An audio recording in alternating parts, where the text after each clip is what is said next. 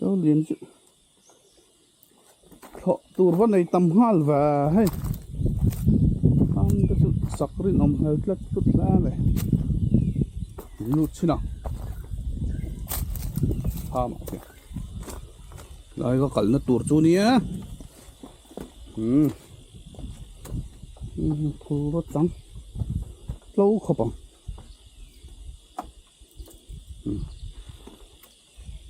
ai cũng kỳ còn vẫn tiệt thủy nó mau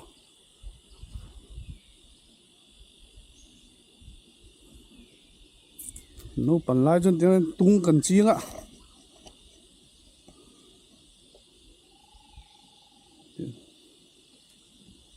class class 4 kan kan ni kan class 4 về là kan những cái cậu nên ram gần đi kan vặt thì đúng không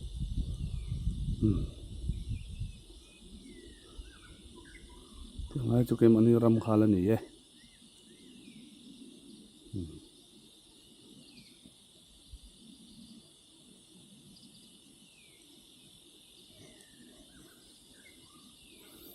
hay là tuần mà tuần hay là bút xe của tôi lợn này thì khi lại làm thì thảm mà sao class 3 về gần đi lại những cái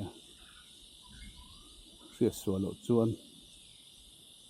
khi là cái sạt lở tuy tầm to cần sát to bốc làm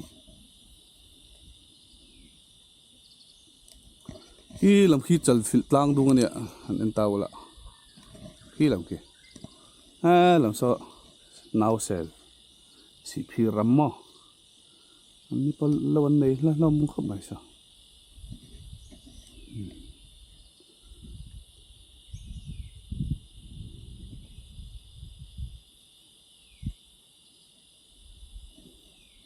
thì khi người ta lang hết là hiện lệ là ngay không hình sát là cũng ta khang cái thật lang ngạ lại cho đủ tóc tất tăng lại cho nó bắt ẩu rất là slide bỏ sọ ram thả sọ chẳng nên rồi pay khám pay chầu khăn này cho bỏ sọ tuôn mà tung hồn thâu này phu huân này tung các càng rất là ông gì chua này lại ram hi Congress सरकार lại sang cái quá sầm quá lệ